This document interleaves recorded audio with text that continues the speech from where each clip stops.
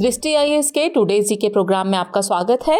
शुरुआत करते हैं कल के अभ्यास प्रश्न से, जिसमें हमने आपसे पूछा था निम्नलिखित में से कौन सा देश आर्कटिक परिषद से संबंधित नहीं है। आपके ऑप्शन थे option A Finland, option B Norway, option C संयुक्त राज्य अमेरिका या फिर ऑप्शन डी यूनाइटेड किंगडम। इस प्रश्न का सही उत्तर है विकल्प डी यूनाइटेड किंगडम। आप में से कई व्यूअर्स ने इस प्रश्न का एकदम ठीक जवाब दिया है। अब आगे की बात को एक्सप्लेनेशन से समझते हैं। हाल ही में पर्यावरण विश्लेषकों ने कहा है कि जलवायु परिवर्तन आर्कटिक क्षेत्र को अगले वैश्विक भू राजनीतिक हॉटस्पॉट में बदल रहा है। आपको बता दें कि आर्कटिक परिषद आर्कटिक देशों और वहां के स्वदेशी लोगों के बीच सतत विकास और पर्यावरण संरक्षण के मुद्दों पर सहयोग को बढ़ावा देने वाला प्रमुख अंतर सरकारी मंच है, जो औपचारिक रूप से वर्ष 1996 में स्थापित किया गया था। Canada, Denmark, Finland, Iceland, Norway, रूसी संघ, स्वीडन और संयुक्त राज्य अमेरिका आर्कटिक परिषद के सदस्य हैं, जबकि यूनाइटेड किंगडम आर्कटिक परिषद से संबंधित नहीं है, इसलिए विकल्प डी सही है। इस परिषद के निर्णयों के लिए सभी आर्कटिक देशों की सहमति की आवश्यकता होती है। तो इस तरह इस प्रश्न का सही उत्तर है विकल्प डी यूनाइटेड किंगडम। चलिए शुरुआत करते हैं आज के एपिसोड की। तो आज के एपिसोड का पहला प्रश्न है, डिजीज एक्ट के संबंध में निम्नलिखित कथनों पर विचार कीजिए। कथन 1 है, यह एक अज्ञात रोगजनक को संदर्भित करता है जो अगली महामारी का कारण बन सकता है। कथन 2 है, यह नाम स्वास्थ्य और परिवार कल्याण मंत्रालय द्वारा दिया गया है। उपयुक्त कथनों में से कौन सा या कौन से कथन सही हैं या फिर हैं? आपके ऑप्शन है केवल एक, केवल दो, एक और दो दोनों, और न तो एक न ही दो। तो इस प्रश्न का सही उत्तर है विकल्प ए, यानी केवल एक कथन है जो सही है। चलिए एक्सप्लेनेशन से आगे की बात को समझते हैं। हाल ही में विश्व स्वास्थ्य संगठन यानी WHO ने कहा है कि वह प्राथमिक रोगजनकों की सूची को अद्यतन कर रहा है जो सार्वजनिक स्वास्थ्य के लिए सबसे बड़ा जोखिम पैदा करते हैं।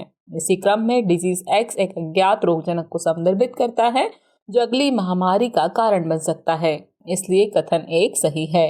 ये रोगजनक सार्वजनिक स्वास्थ्य आपातकालीन संदर्भ में WHO की प्राथमिकता वाली बीमारियों की सूची का हिस्सा है, इसलिए कथन 2 सही नहीं है। इस प्रकार विकल्प ए सही है। इस तरह के रोगजनकों को ट्रैक करके WHO किसी भी आपातकालीन स्वास्थ्य परिस्थितियों से निपटने के लिए एक ब्लूप्रिंट तैयार करता है। तो इस तरह इस प्रश्न का सही उत्तर हुआ विकल्प ए, यानी केवल एक कथन है जो सही है। चलिए अगला प्रश्न देखते हैं। हाल ही में चर्चित रहा ब्लू गिग किससे संबंधित है? आपके ऑप्शन है प्राकृतिक गैस अन्वेषण, कृत्रिम द्वीप का निर्माण, मुद्रा का खनन या फिर हैकिंग। तो इस प्रश्न का सही उत्तर है विकल्प डी, हैकिंग। तेजी से होते तकनीकी विकास से साइबर सुरक्षा के लिए भी लगातार खतरे बढ़ते जा रहे हैं। साइबर सुरक्षा में हैकिंग जैसी घटनाएं अब आम हो चली हैं, जिसमें एक ब्लू गिग भी है। आपको बता दें कि ब्लू गिग हैकिंग का एक रूप है जो हमलावरों को ब्लूटूथ कनेक्शन के माध्यम से डिवाइस तक पहुंचने देता है। एक बार किसी उपकरण या फोन के ब्लू बक हो जाने पर एक हैकर कॉल सुन सकता है, संदेश पढ़ या भेज सकता है, इसलिए विकल्प डी सही है। ब्लू गिग हमले ब्लूटूथ सक्षम उपकरणों का उपयोग करके काम करते हैं। इस तरह इस प्रश्न का सही उत्तर है विकल्प डी, हैकिंग। अगला प्रश्न है, मोना लोआ ज्वालामुखी के संबंध में निम्नलिखित कथनों पर विचार कीजिए। कथन 1 है, ये विश्व का सबसे बड़ा सक्रिय ज्वालामुखी है। कथन 2 है, ये सर्दियों में बर्फ से ढका रहता है। उपयुक्त कथनों में से कौन सा या कौन से कथन सही है या फिर है? आपके ऑप्शन है केवल एक, केवल दो, एक और दो दोनों, और न तो एक न ही दो। तो इस प्रश्न का सही उत्तर है विकल्प सी, एक और दो दोनों। लगभग 40 वर्षों में पहली बार दुनिया का सबसे बड़ा सक्रिय ज्वालामुखी मोना लोआ हाल ही में फट गया, इसलिए कथन 1 सही है। मोना लोआ का हवाई में अर्थ है लंबा पर्वत। यह ज्वालामुखी अमेरिका के हवाई द्वीप के दक्षिण मध्य भाग में स्थित है, जो 2035 वर्ग मील यानी लगभग 5271 वर्ग किलोमीटर में फैला हुआ है।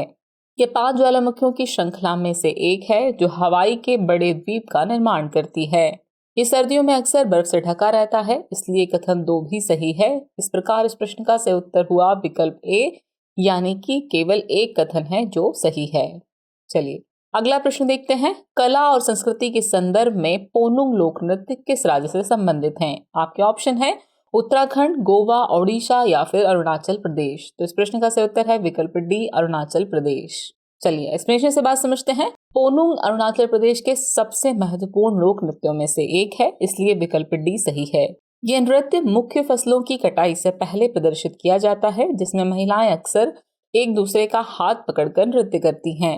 इन नर्तकियों का नेतृत्व एक ऐसे व्यक्ति द्वारा किया जाता है जो विभिन्न गीत गाकर तलवार जैसे संगीत वाद्य यंत्र का उपयोग करता है, जिसे योक्ष कहा जाता है।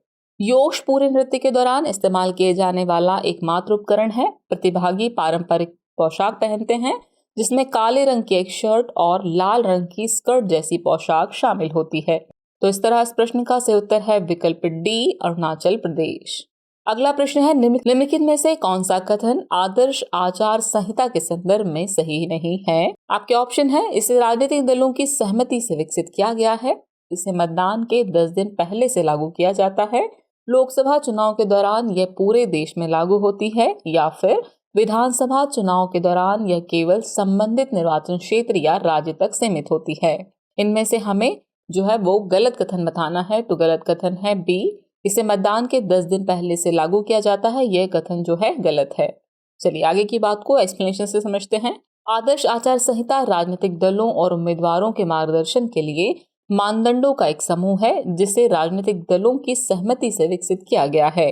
निर्वाचन आयोग केंद्र और राज्यों में सत्ताधारी दलों और चुनाव लड़ने वाले उम्मीदवारों द्वारा इसका पालन सुनिश्चित करता है। ये निर्वाचन आयोग द्वारा चुनाव कार्यक्रम की घोषणा की तारीख से लागू किया जाता है। इस प्रकार विकल्प बी सही होगा। लोकसभा के आम चुनाव के दौरान यह संहिता पूरे देश में लागू होती है, तो वहीं विधानसभा के आम चुनाव के दौरान यह पूरे राज्य में लागू होती है। तो इस तरह इस प्रश्न का सही उत्तर है विकल्प बी, इसे मतदान के 10 दिन पहले लागू किया जाता है। यह कथन गलत है, क्योंकि आदर्श आचार संहिता को चुनाव कार्यक्रम की घोषणा की तारीख से ही लागू कर दिया जाता है। चलिए अगला प्रश्न देखते हैं। Indian computer emergency response team यानी सर्टिन के बारे में निम्नलिखित कथनों पर विचार कीजिए। कथन 1 है, ये सूचना और प्रसारण मंत्रालय का एक कार्यात्मक संगठन है। कथन 2 है, ये साइबर सुरक्षा खतरों से निपटने के लिए नोडल एजेंसी है। उपरोक्त कथनों में से कौन सा या कौन से कथन सही नहीं है, या फिर है केवल एक, केवल दो, एक और दो दोनों, और न तो एक न ही दो? तो इस प्रश्न का सही उत्तर है विकल्प ए, यानी केवल एक कथन है जो सही नहीं है। हाल ही में अखिल भारतीय आयुर्विज्ञान संस्थान यानी एम्स का सर्वर हैक होने पर अस्पताल प्राधिकरण ने एक नोटिस जारी करके कहा है कि सभी सेवाएं मैनुअल मोड में चलती रहेंगी। आपको बता दें कि Indian computer emergency response team यानी सर्ट-इन भारत में हैकिंग और फिशिंग जैसे साइबर सुरक्षा खतरों से निपटने के लिए एक नोडल एजेंसी है, इसलिए कथन 2 सही है। ये भारत सरकार के इलेक्ट्रॉनिक्स और सूचना प्रौद्योगिकी मंत्रालय के अंतर्गत एक कार्यालय है। ये भारतीय इंटरनेट डोमेन की सुरक्षा संबंधी सुरक्षा को मजबूत करता है। इस प्रकार इस प्रश्न का सही उत्तर है विकल्प ए, यानी केवल एक कथन है जो सही नहीं है। अगला प्रश्न है, कॉलेजियम सिस्टम के संदर्भ में निम्नलिखित में से कौन सा कथन सही है? आपके ऑप्शन है, भारत के संविधान में इसका उल्लेख किया गया है, इसका संबंध सेकंड जज और थर्ड जज मामले से है, इसका उल्लेख जन प्रतिनिधित्व अधिनियम 1951 में हुआ है, या फिर कॉलेजियम में सर्वोच्च न्यायालय के वरिष्ठतम न्यायाधीश और सरकार के प्रतिनिधि शामिल होते हैं। तो इस प्रश्न का सही उत्तर है विकल्प बी, इसका संबंध सेकंड जज और थर्ड जज मामले से है। ये कथन जो है सही है, बाकी के सभी कथन गलत हैं। एक्सप्लेनेशन से हम आगे की बात को समझते हैं। कॉलेजियम सिस्टम पर न्यायपालिका और कार्यपालिका के बीच लड़ाई अभी भी जारी है। सुप्रीम कोर्ट कॉलेजियम एक 5 सदस्यीय निकाय है, जिसकी अध्यक्षता मुख्य न्यायाधीश करते हैं और इसमें 4 अन्य वरिष्ठतम न्यायाधीश शामिल होते हैं। उच्च न्यायालय के कॉलेजियम का नेतृत्व सुप्रीम कोर्ट के मुख्य न्यायाधीश और उस अदालत के 2 अन्य वरिष्ठतम न्यायाधीश करते हैं। कॉलेजियम प्रणाली का भारत के संविधान में कहीं भी उल्लेख नहीं है और न ही जन प्रतिनिधित्व अधिनियम 1951 में इसका उल्लेख हुआ है, बल्कि इस प्रणाली की उत्पत्ति 1993 में सेकंड जज और 1998 में थर्ड जज मामले में संवैधानिक पीठ की सर्वसम्मत राय से हुई थी, इसलिए विकल्प बी सही है। तो इस प्रश्न का सही उत्तर है विकल्प बी, इसका संबंध सेकंड जज और थर्ड जज मामले से है। ये कथन है वो सही है, बाकी के सभी कथन गलत हैं। अगला प्रश्न है, सुखताल झील और नैनी झील कभी कभी समाचारों में देखी जाती हैं, यह किस राज्य से संबंधित हैं? आपके ऑप्शन है उत्तराखंड, हिमाचल प्रदेश, उत्तर प्रदेश या फिर पंजाब। तो इस प्रश्न का सही उत्तर है विकल्प ए, उत्तराखंड। हाल ही में उत्तराखंड उच्च न्यायालय ने 29 नवंबर को नैनीताल में सूखाताल झील के संरक्षण पर एक जनहित याचिका यानी PIL पर सुनवाई की, इसलिए विकल्प ए सही है। इसने राज्य को झील के किनारे सभी निर्माण गतिविधियों को रोकने का आदेश दिया है। ऐसा माना जाता है कि सूखाताल झील नैनी झील के लिए एक पोषक झील है। ये मानसून के दौरान नैनी झील के लिए अपस्ट्रीम स्टोरेज के रूप में कार्य करती है। अध्ययनों से पता चला है कि निर्माण कार्य और कचरे की डंपिंग से सूखाताल झील के तल और नैनी झील को रिचार्ज करने की इसकी क्षमता में अभूतपूर्व गिरावट आई है। तो इस तरह इस प्रश्न का सही उत्तर है विकल्प ए, उत्तराखंड। अगला प्रश्न देखते हैं। मंकी पॉक्स के संदर्भ में निम्नलिखित कथनों पर विचार कीजिए। कथन 1 है मंकी पॉक्स वायरस एक डबल स्ट्रैंड डीएनए वायरस है। कथन 2 है मानव मंकी पॉक्स की पहचान पहली बार 1970 में कॉन्गो लोकतांत्रिक गणराज्य में की गई थी। उपरोक्त कथनों में से कौन सा या कौन से कथन सही हैं या फिर हैं केवल एक, केवल दो, एक और दो दोनों, और न तो एक न ही दो। तो इस प्रश्न का सही उत्तर है विकल्प सी, एक और दो दोनों, यानी दोनों ही कथन जो हैं सही हैं। विश्व स्वास्थ्य संगठन यानी WHO ने हाल ही में घोषणा की है कि वह मंकी पॉक्स के लिए एमपॉक्स शब्द का प्रयोग शुरू करेगा। इस वर्ष अफ्रीका के बाहर इस रोग के पहले बड़े प्रकोप ने लगभग 80,000 लोगों को संक्रमित किया है। मंकी पॉक्स वायरस एक डबल स्टैंडर्ड डीएनए वायरस है जो पॉक्स विरिडे परिवार के ऑर्थोपॉक्स वायरस जीनस से संबंधित है, इसलिए कथन 1 सही है। मानव मंकी पॉक्स की पहचान पहली बार 1970 में कॉन्गो लोकतांत्रिक गणराज्य में 9 महीने के एक बच्चे में हुई थी, इसलिए कथन 2 सही है। इस तरह इस प्रश्न का सही उत्तर है विकल्प सी, यानी 1 और 2 दोनों ही कथन जो हैं सही हैं। चलिए अब हम पहुंच गए हैं एपिसोड के आखिरी प्रश्न पर। तो आखिरी प्रश्न है, संयुक्त राष्ट्र पर्यावरण कार्यक्रम के संदर्भ में निम्नलिखित कथनों पर विचार कीजिए। कथन 1 है इसका मुख्यालय नैरोबी केन्या में है। कथन 2 है इस वर्ष इसने अपनी 60वीं वर्षगांठ मनाई। उक्त कथनों में से कौन सा या कौन से कथन सही हैं या फिर हैं केवल एक, केवल दो, एक और दो दोनों, और न तो एक न ही दो। तो इस प्रश्न का सही उत्तर है विकल्प ए, केवल एक कथन जो है वो सही है। बीते दिनों भारत की पूर्णिमा देवी बर्मन को संयुक्त राष्ट्र पर्यावरण कार्यक्रम यानी UNEP द्वारा champions of the earth award से नवाजा गया। UNEP संयुक्त राष्ट्र के तहत पर्यावरणीय संबंधी मुद्दों के समन्वय के लिए एक अंतर्राष्ट्रीय निकाय है। इसकी स्थापना जून 1972 में स्टॉकहोम में मानव पर्यावरण पर संयुक्त राष्ट्र सम्मेलन के बाद की गई थी। इस वर्ष इसने अपनी 50वीं वर्षगांठ मनाई, इसलिए कथन 2 सही नहीं है। इसका मुख्यालय नैरोबी केन्या में है, इसलिए कथन 1 सही है। इस प्रकार इस प्रश्न का विकल्प ए सही है। इसके द्वारा जारी प्रमुख रिपोर्ट्स हैं उत्सर्जन गैप रिपोर्ट, अनुकूलन गैप रिपोर्ट और वैश्विक पर्यावरण आउटलुक। तो इस तरह इस प्रश्न का सही उत्तर है विकल्प ए, यानी केवल एक कथन जो है सही है।